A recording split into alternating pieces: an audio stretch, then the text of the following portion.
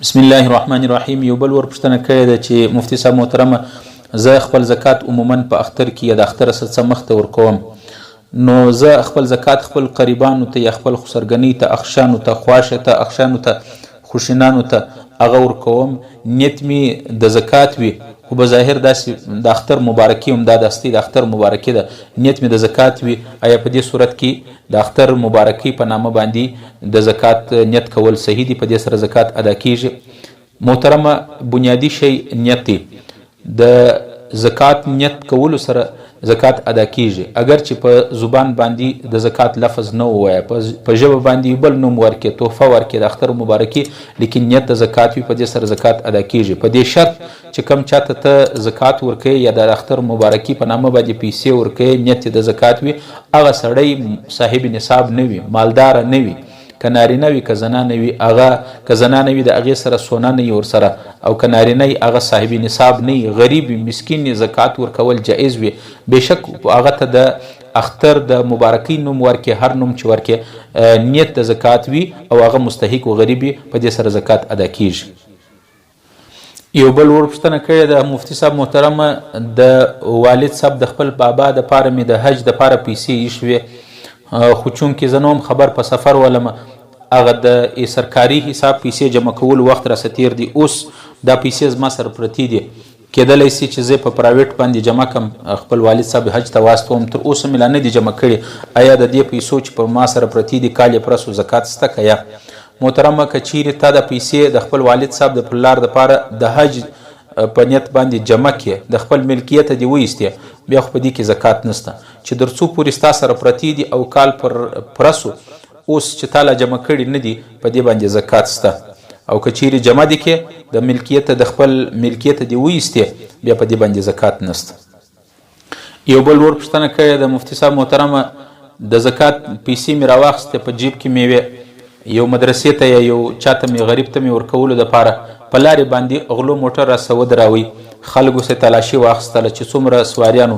زما سه موبایل هم واخیستی خپل، او پیسې چې د زکات دپاره مې راخیستې وې چې هغه مدرسې ته زکات ته وړم، هغه پیسې هم راسه واخیستې. اوس آیا ما راخیستې د زکات په نیت وې، زکات مې ایستلو دپاره، دا پیسې و هغه سړي ته ورکولو څه مخکې زما څخه غلو واخیستې، زما زکات ادا سو که یا؟ محترمه، د زکات پیسې چې کله جدا سي، غله واخلي،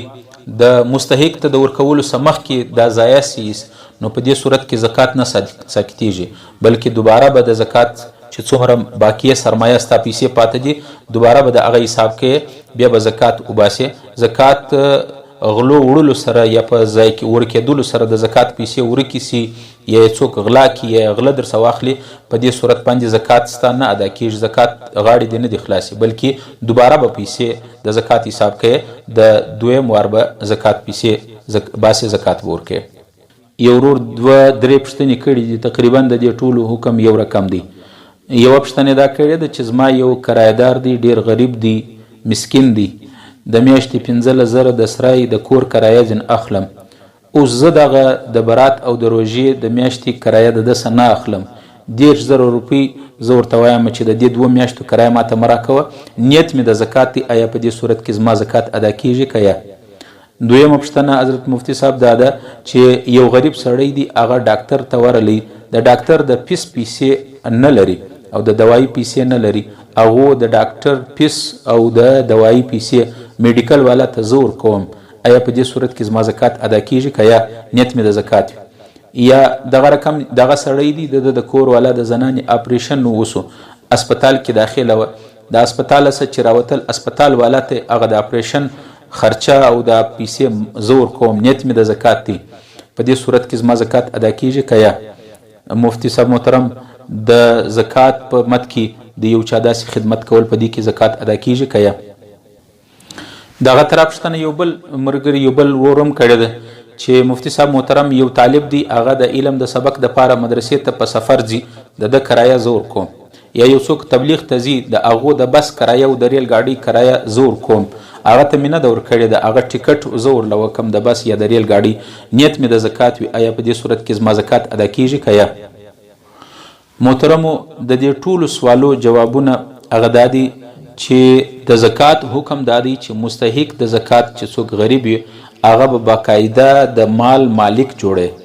د هغو به قبضه راځي، بیا ستا زکات ادا کیږي. که چیرې فقط د هغو کرایه دې ور معاف کړه، یا دې د ډاکټر فیس ورکړي،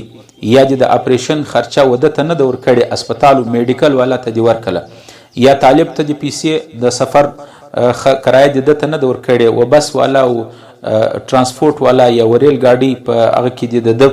ټیکټ وکړي، هغه ته دې تملیکن مالک دې نه دی جوړ کړي، په دې ټولو صورتو کې زکات نه ادا کیږي. بلکې د زکات د صحت د زکات د ادایګي دپاره شرط دا دی چې ته به کرایدار ته د کرایدار څخه به هغه پیسې اخلي 15,000 یا 10,000، هغه چې دې ځین واخیستې بیا به وده ته ورکوي چې دا اوس په زکات کې واخله. که په خوله نه ورته ووایه نیت یې د زکات وي هم او دی مستحق وي جایز دی. دغه رقم د ډاکټر فیس هغه غریب ته ورکړي، بیا دا ورته ووایه چې دا په زکات کې قبول کړه. که په خوله ورته ووایه په زبان که نه ورته ووایه، یا د هغه د زنانې د اپریشن چې کومه خرچه ده هغه وده ته ورکړي، دی بیا اسپتال والا ته ورکړي. د طالب خرچه د بس کرایه یا د تبلیغ والا چې څوک ځي په دین په لاره کې یا سفر کوي، د هغو ټیکټ ورکولو پیسې وده ته ورکړي، یا وده ته ورکړي دی مالک کې، یا د دس اجازت واخلي چې دغه ستا ټیکټ دا پیسې ستا دي، زه استاد لپاره ټیکټ وکم، په دې صورت کې زکات ادا کیږي. که چیرې مالک نه کوي جوړ، یعنی د قبضه ور باندې نه رااله، په دې ټولو صورتو کې زکات نه ادا کیږي.